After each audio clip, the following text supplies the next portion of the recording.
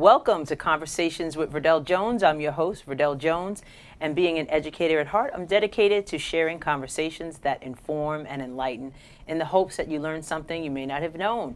So thank you for tuning in. We are here live at Paradise Studio on the Strong Island Television Network. I want to thank everybody for watching, and please make sure you like and share the show so everybody can check out what's going on. Before we really get into it, I want to let you know that this is season 5 of the show, and season 5 is about embracing your life, and we'll be here every second and fourth Thursday. A new time though, 6:30 p.m. Great guests, great conversations. Let's go straight to the week in review. We have a lot, a lot of things that have went on. There was really, some great events we went to. I'm going to be focusing on one in particular, but before we do that, during the week in review, I like to highlight some upcoming events. So I would like to make everyone aware about the Man in the Mirror presenting the Dinner with Daddy event. So that's coming up on November 9th. So you can check out that information. And if you would like to attend this great event, I think it's a great way to bring father and daughter together in a nice setting. It's for all ages. You can check out the information and RSVP to that. Again, it's November 9th in Wheatley Heights. So check that out. All right. So we went to Dinner on Blanc. It was my first year ever going to Dinner on Blanc. Maya and I went and we covered the event. Maya covered it for Shades of Long Island. I covered it for Conversations with Verdel Jones. So I went on location. So, we did a little interviewing and, just talking to people that were there. It was a great event in the sense that, like I said, I've never been. And people don't know where it is until it actually goes down. So I thought that was very interesting. And the people, what they were wearing and the outfits was outrageous. So I want to show you a little bit of what happened at Dinner on Blanc. It is now time for dinner. Hey, Conversations with Verdel Jones is here live at Dinner on Blanc. We are so excited to be here. We're looking forward to a great night. Dinner on Blanc started in Paris in 1988 when a group of friends gathered together for an elegant night out. This event is now a worldwide phenomenon. This is Long Island's third installation of the all-white attire elegant affair. We are here with Denisha Boston Hill and Shinoy Skeet, and they put together this beautiful event. Dinner on Blanc. I pronounced that right. You are correct. We are on Long Island. Long Island. We are on Long Island. Yes, this is gorgeous. Gorgeous.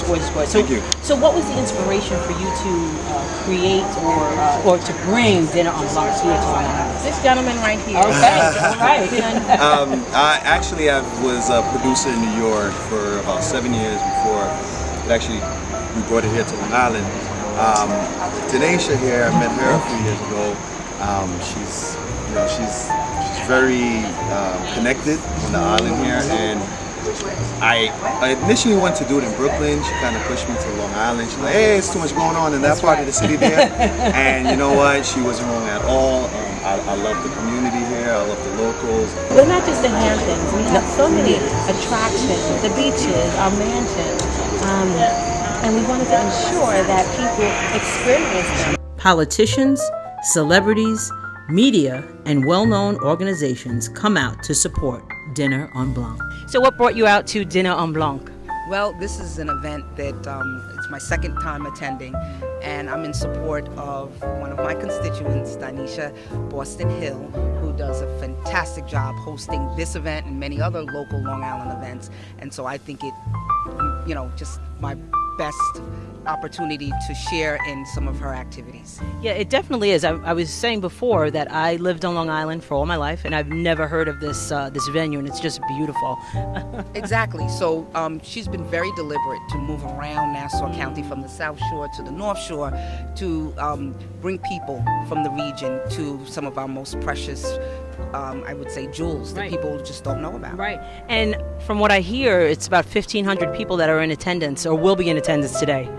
Yes, and so she's done quite a job logistically in getting people here, and people have come from all throughout the region. I know I have friends here locally and some that have come from Queens and Brooklyn and even further than that. How did you get involved with Dinner on Blanc? So certainly we saw Dinner on Blanc happening in Manhattan Manhattan and, throughout the world, really. And it seemed like such an exciting event.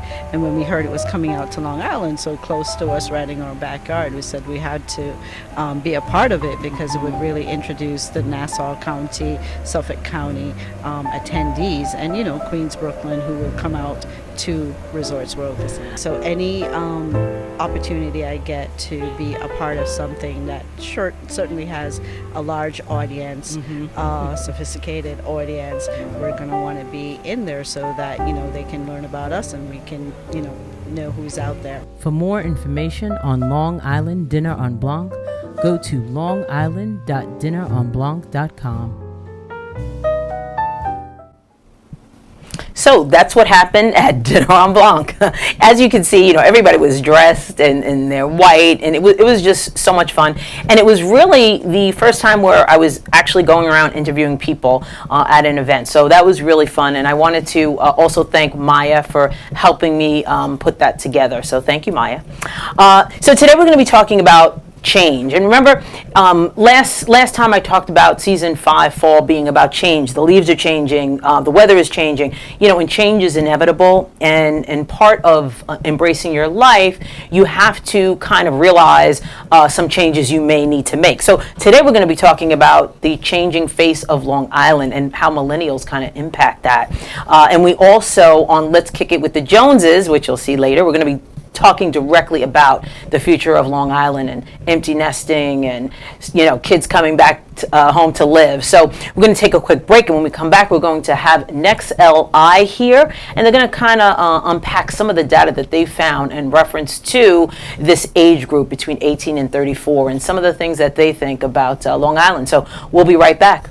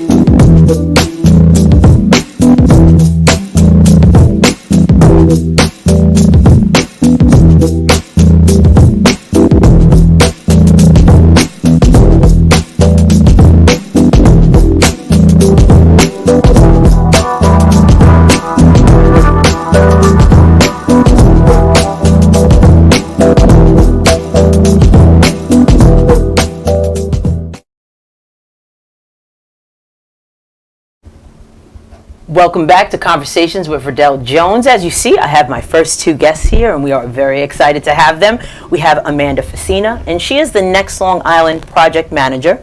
And we have Coralie St. Louis, and she is the nextLI Outreach and Engagement Manager. So when I got, and you have a copy of it, just show people this copy right here. When I got this, I don't even remember how I got it, but I'm a Newsday subscriber, so I must have got it in my news. Yes. I was really intrigued by the information that was put together from Next Long Island. So if you can explain to everybody, what is Next Long Island about, or nextLI about? Sure. Thank you for having us. Yes. So nextLI is a project of Newsday that is made possible through a grant from the Rouse Foundation. So it's an interesting combination of powerhouses on Long Island. And basically, we were trying to build a digital town hall that can connect Long Islanders, so we could talk about the future of the region and the challenges and of what people face here. Right. So I'm assuming that there was some type of impetus to why this data was collected and why people were surveyed, and we're going to talk about how you got the data and all of that. What was the reason for conducting such research as this? So I think we Coralie's out in the community a lot, and we're seeing all these people having conversations about the next generation of Long Islanders, but there is no concrete data about who they are, what they think, and what they want the future here to look like. So we thought, let's set out and actually get some numbers to put to it. Right, because you can say anything, right? Yeah. So what's Exactly. going on at your community outreach manager? So what types of things were you hearing, and was it before you got started with the research, or just explain that a little bit? So that was before we got started with the research. But basically, the survey itself was to be able to profile the next generation of Long Islanders. But before we did the research, I was out in the community trying to better understand what some of the challenges were and what the issues were that people were mostly concerned about. And people just wanted to know what is going on with this generation. What are they thinking? They're coming back, they're leaving. How do we keep them here? How do we get them going? How do we give them a better future? And that's why we Absolutely. wanted to do the survey. It's very comprehensive. So let's just jump into it a little bit. How many people were in the survey? What was the demographics and age groups of the survey? Like, who did you speak to? Sure. So it was very important that this survey hold up to any standards of modern polling, and because of that, we hired an outside vendor to actually conduct it for us, called YouGov. They do a lot of online surveys, and we picked. So this was online. Yes. Okay. We picked online on purpose. We talked about it for a while, Like and how to get this information, right? How to get this group, Right. And every research company we contacted told us that you're not going to get them on their cell phones. They're not going to pick up. So it's online, and it was very important to us too that the people that we surveyed matched the demographics of the region. Okay. So it's professional statisticians went by the census numbers of the racial and ethnic breakdown of Long Island, and then we set quotas for how many of each group had to be surveyed to be statistically relevant, like valid. right? So you actually, when people answered how did you get the survey to people? So YouGov was very, very helpful with this. So we did the questionnaire, and it was dozens and dozens of questions on so many issues. Okay. And basically YouGov has a panel that they draw from. It's millions across the country, but they were able to geo tag down to Long Island, and they summon their panel and say, hey, you want to take a survey for Newsday Next Long Island. And then it hits make sure it hits all the quotas. Right. We ended up with around 1,800. Okay. And that's both current Long Islanders in the 18 to 34 age group, and those who are currently living in New York City but were born on Long Island. Okay. So we were able to have two different samples. Two different kind of perspectives, kind of, right? Yeah. Okay.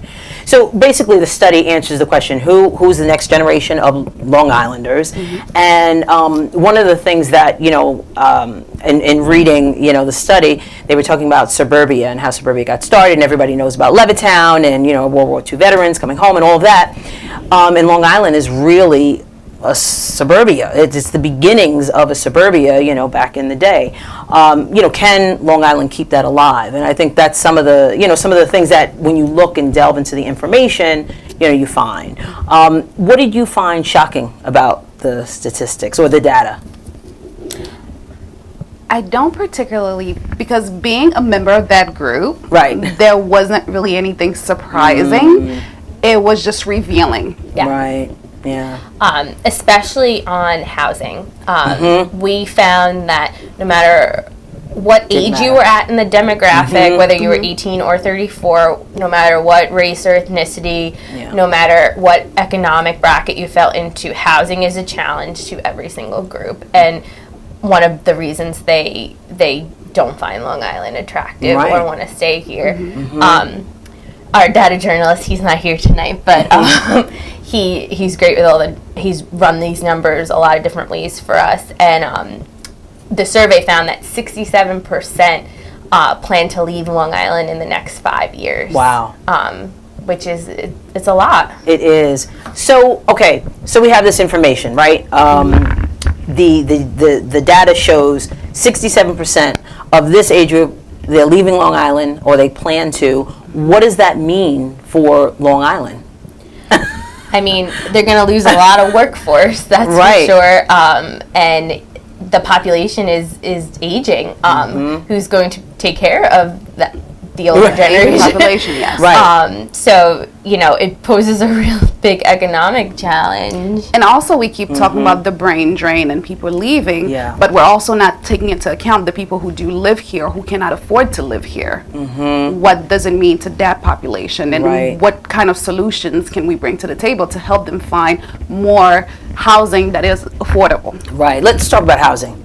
That is, it's a major issue, and like I said, I was reading the data, and I know just from being here that housing is really a serious issue. So let's just unpack some of the information that you were able to gather from the people who responded about housing, and what can we do, and what do they prefer. Like, you see a lot of the train stations now, having building apartments and stores like Wyandanch Rising. They had this big project. Patchogue is not the Patchogue that I grew up with, So it's just Bayshore. Like, all these little towns are trying to Revitalize. Exactly. And just bring something different. Exactly. And that's also what we found with the survey. Even though people, they still want the suburbs, but the next generation, they want something different. They want Right. something more modern. They want Yes. smaller apartments. They Right. want mixed use housing. They want to be able to walk around. They want these downtown areas. I want that, and I'm not in that age group. Exactly.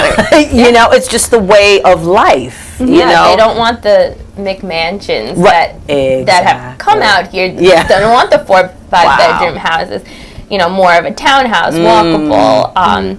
It's interesting. That was one of the most striking finds that we offered. The way we worded the question was, which different types of housing options would you support? And it was Right. mixed use, transit oriented, Yeah. accessory apartments. We offered that as well. That came in very high too. That being able to turn some of these bigger houses into having legal accessory apartments that maybe could have multi-generational. If the grandparents and the kids are living together, they could live a little separate if Right. we could make some apartments in Right. these single-family houses. Interesting. So the survey showed a lot of support for alternative housing on Long Island. Right. Okay. And does that have to do with the reason why we don't have these? I mean, public policy has a big implications on all of this stuff. So how does the survey actually impact public policy? Like, I'm sure people want to know this information, right?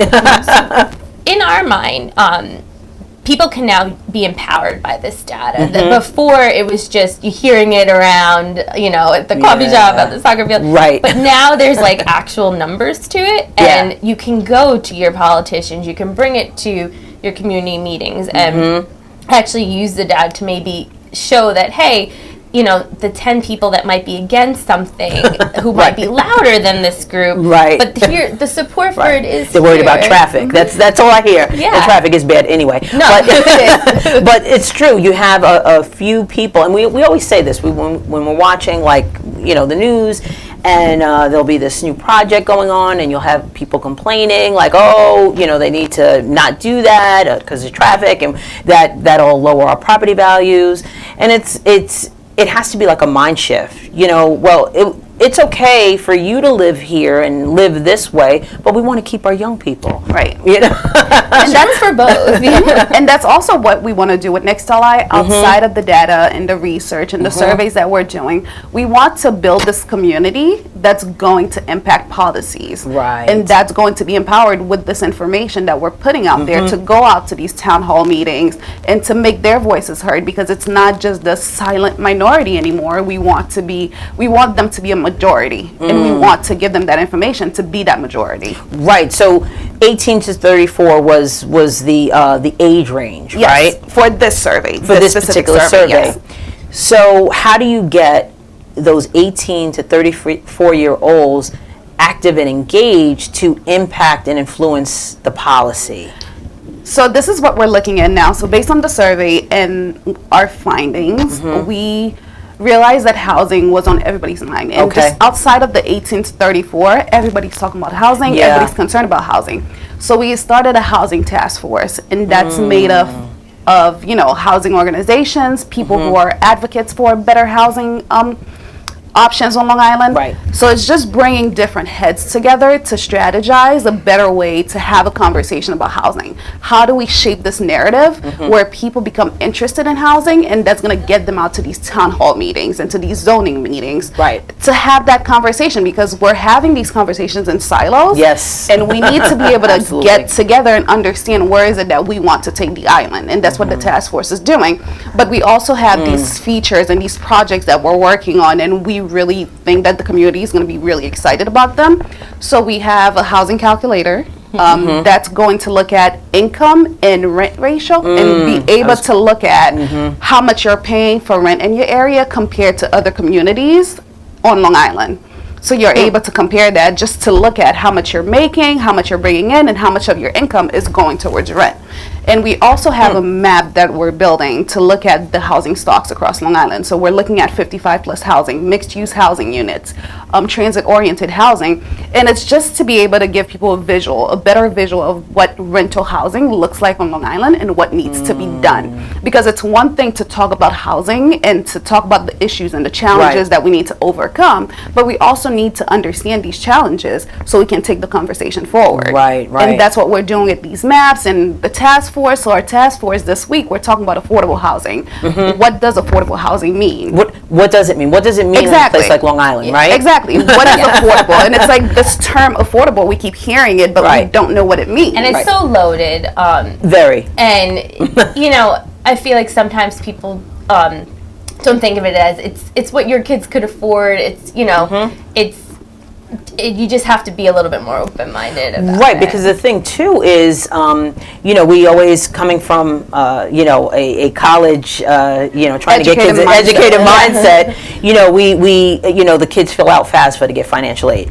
That FAFSA is a federal form. So people on Long Island, anytime they fill it out, they say, I'm not getting any money, because it appears that they're making a lot of money, not compared to the compared to the rest of the country. So it's kind of a similar thing in that, you know, you could be making a nice salary, what's considered nice, but you still can't afford to live here. Exactly. Or build up any savings. Right. It's really, and then you look at other cities and other suburbs, and you can have a nice house. You can do And it. that's why you have the exodus of people just moving to different places where they can't afford it. So our task force, like, we've been like going back and forth all week, and it's like, hey, can we talk about housing that is affordable? Right. Not just affordable housing, but we need housing that's affordable for everyone, and that fits within our budget. Right. So we could talk about this forever, and I would love to talk about this forever. I have questions about diversity and all this stuff, but I think housing is such an important issue. If people want to find out more about what's going on and the projects that are going on, how can they tap into it? So our website is next.newsday.com. Everything's on there, but we also have a Twitter account, nextLI, a Facebook group, nextLI. And they can always email us at nextli@newsday.com. Well, I want to thank you for being here. Thank you for having us. This information, I love it. I would like to have you back to talk more about this stuff. Well, we have a lot of information in this book that we can talk about, and then like future surveys that we're working on. Right, So it's like there's so much going on with nextLI. So much going on. This was a pleasure. And we really want to bring the community in. Yes. So it's not just us doing the survey and getting these numbers out. We want the community to have a voice and to be a part of this conversation too. So thank you so much again for being here. We're going to take a quick break, and when we come back, we're going to have our next guest.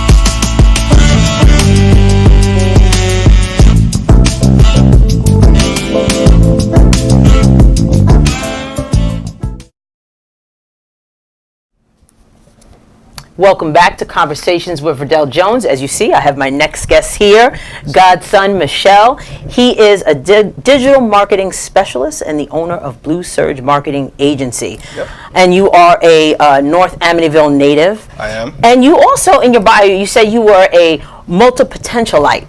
Yep. Right? So what does that mean? Well, first of all, thank you so much for having me. You're Congratulations welcome. on season 5. Thank you. I see a lot of appreciate work that. you do in the community, so it's so awesome and it's a pleasure Thank to you. be here. I appreciate that. A multi-potentialite is someone who, I think in my words, is always able just to accomplish any task that they put their minds to, whether it's whatever industry, whatever field, and I feel like that's really helped shape me in my career and everything that I've done. Yeah, so you also are a sneaker entrepreneur, and you founded a company called Kickbacks. Yep. It's an online sneaker marketplace, and you grossed over, which is insane, $1 million in sales. Yep. At the peak of during the peak of this company. So, but now your focus is kind of wanting to help small businesses and nonprofits to kind of get their social media and digital marketing technology game up. Yeah. So, what made you go into business for yourself? Well, I originally was going to school to be actually a physician assistant. So medicine is really my first passion. That's where the whole multi-potentialite. I switched a couple times, and then in the middle of doing that, I was working at a sneaker store, and I was making minimum wage money, hustling in the mall. And I realized like there was this kind of way where instead of like selling the sneakers at the mall as an associate, I could just do it on my own and kind of cut out the middleman. So I had that like entrepreneurial spark. Yes. And I figured it out, and it worked out really well. Right. And when did you start your business, that particular business? I started my business, the first sneaker business, Kickbacks, in 2013. Okay, all right. Yeah. So, we were talking with nextLI, and we were talking about that age group, 18 to 34, and the struggles that, we're facing with housing and all that. Right. Do you see your generation, because you fall into that generation, do you think that your generation has more of an entrepreneurial spirit? Because I've run into a lot of millennials who are, doing their thing in business. Definitely. I mean, I feel like, between the economic crash that happened while we were still in middle school, high school, I think we saw a lot of our parents, lose jobs, lose homes, things like that. And I think it kind of kick-started us when we were younger to like, we got to figure this out. Do something different. Not gonna cut it. And I think we kind of created that little hustle mentality, and that's how we kind of got into that. Yeah, absolutely. So, what do you think about living on Long Island? I think it has its challenges, but I enjoy it. I mean, I grew up here. I think it is expensive, but I think that we have a lot of great organizations and groups, and even the work that nextLI is doing, that's going to help solve a lot of challenges that everyone faces, not just millennials. Right, I think so too. I totally agree with that. You need that. The focus on what are we going to do? We really need to act on it, and the more open minds you have about solving the problem, the better it's going to be. So, now, did you go away to school? No, I didn't. I actually went to school at Toro College in Bay Shore. Oh, okay, all right. Because I was going to ask you if you did, why'd you come back? No, so you don't have any plans to leave Long Island? No, I like it here. I like the West Coast too, but I'll probably be here for a while. All right. So now your business, Kickbacks, right? You were able to be successful with that. It's an online business, right? Did that spark your interest to develop Blue Surge Marketing Agency? It did. It was actually spawned directly from it. So, even while I was doing the sneaker business, and I was successful with that, I realized a lot of other entrepreneurs were coming to me and asking me how was I so successful with social media and using Instagram, Facebook, and things like that. And I realized there was another opportunity, an even greater one, to do a lot of more work in my local community and help out local entrepreneurs, small mom and pops, and things like that. Right. So tell everybody what Blue Surge Marketing Agency actually is. Sure. So Blue Surge is a digital marketing agency, and what we do is we have a different suite of services where we help small businesses, nonprofits, whether it's web design, social media management, pay-per-click advertising, so being able to rank higher on Google with SEO, search engine optimization, and also photo video production. So it's a wide suite of different products and services that we offer, but it's essentially what we do is help businesses, nonprofits, figure out how to leverage and get in Right. front of people's eyes in Right. 2019. Right. It's so much more different now than it used to be. It really is. Business it's really shifted, and with the type of work that you're doing, that particular marketing has always existed. Right. But the way in which you kind of implement it is rapidly changing, and it changes every day. Right. So when does an entrepreneur, a small business, small mom and pop, when do they give it up and hire you for your services because they can't do it? Like at what point would you say companies get to where they can't handle it anymore? Probably the beginning, but anyway. Yeah, probably yesterday. Right. But no, Exactly. I think it's important that whether you hire Blue Surge or any marketing agency, Right. it's always important that you try it on your own. You see what works, what doesn't. See what you can keep in house, and eventually, when you realize you're hitting that point in scale where you're not able to manage it anymore, or Right. there are gaps in your knowledge, that's where I think it would be wise to look outside and maybe outsource some of that Right. work that you aren't able to do on your own. Right, because what happens is maybe you might not be spending money, but you're spending a lot of Yes. time. Yes. It's really involved, and I think I was sharing with you, a while back that I built my website. It took me days to figure out, and I still don't know half of the stuff that I Right. did. Like, there's little glitches that I really can't, sort out myself. Yeah. So it's important to get the help that you need. Absolutely. So how do you start with a company that you're working with? Like, what are the first initial steps? Is there a needs assessment? Like, what do you do?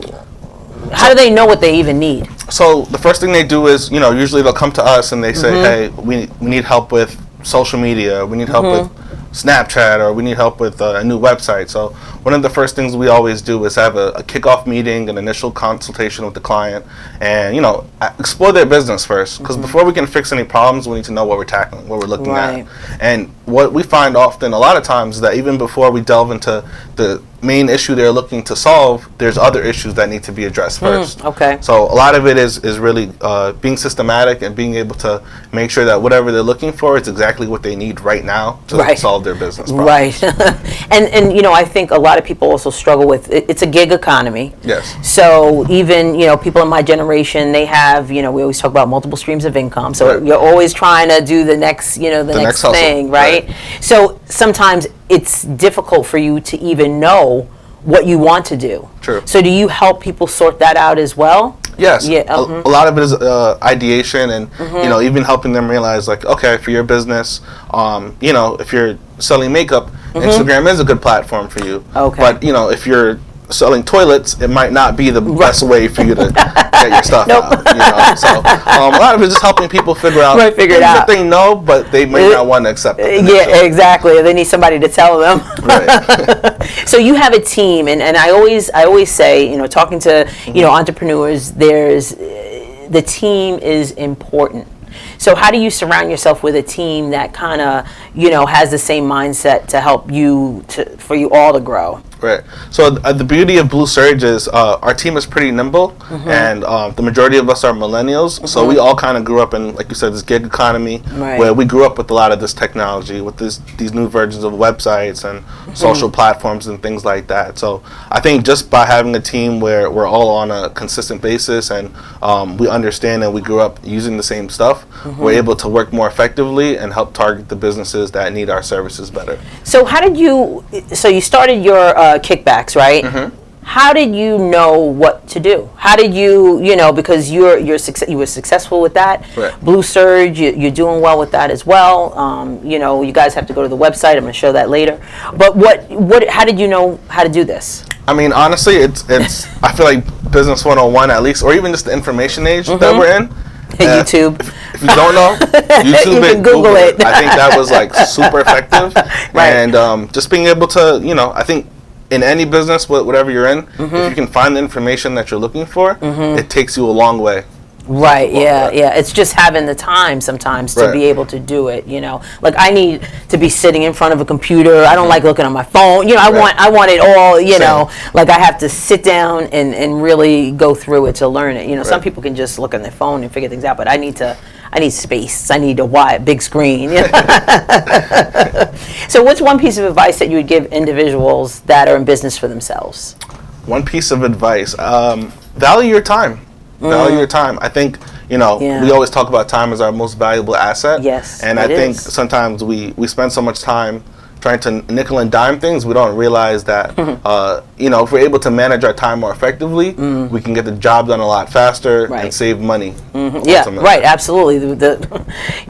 That's so true, because sometimes you spend so much time and you will be losing money because you could be doing something else with that time. So I read in your bio that you are an avid traveler. Yes, I am. So what's the best place you've traveled to? The best place I've traveled to, I want to say maybe Mexico. Okay. Or maybe the Bahamas, but I am going to New Zealand and Australia. Oh well, that's going to be the best place. So I'm looking forward to it. A lot of bungee jumping, skydiving. Right.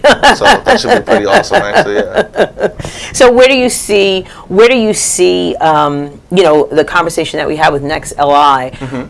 And you seem pretty optimistic about the future of Long Island. I do.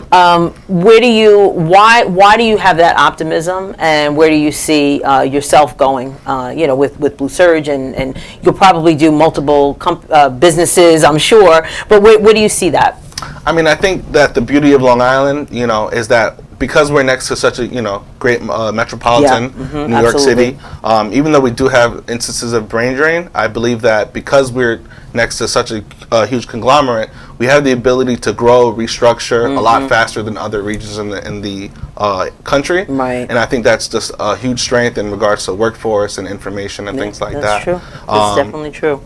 Yeah, and then in regards to just my businesses and moving forward, I mean, I feel confident. I think that ultimately, where we're going with information and with Amazon and Facebook, all these big companies, I think as whether any business owner, as long as you're able to grow and use the information and learn, you'll always be able to survive and adapt. Yeah, right. And there's people I think also need to understand there's a piece for everybody. Yes. It's just about how you go about and get that piece for yourself, right? The pie is very big. So when people contact Blue Surge, what can they expect from you and your team?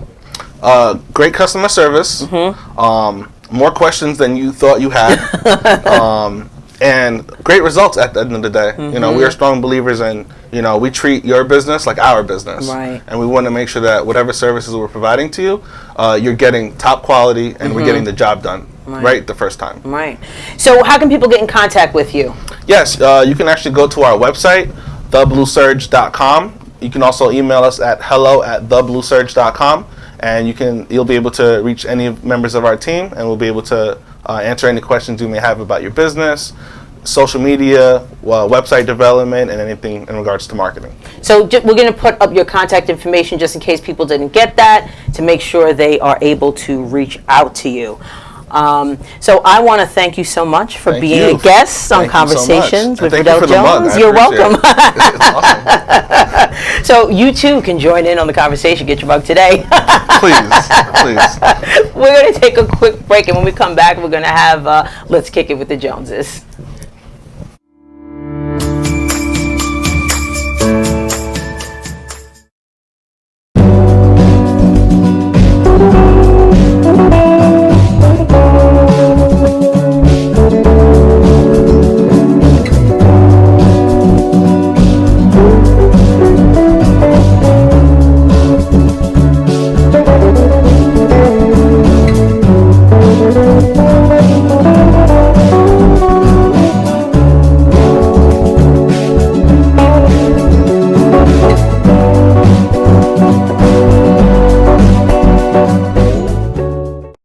Dropping gems from Keisha Christian.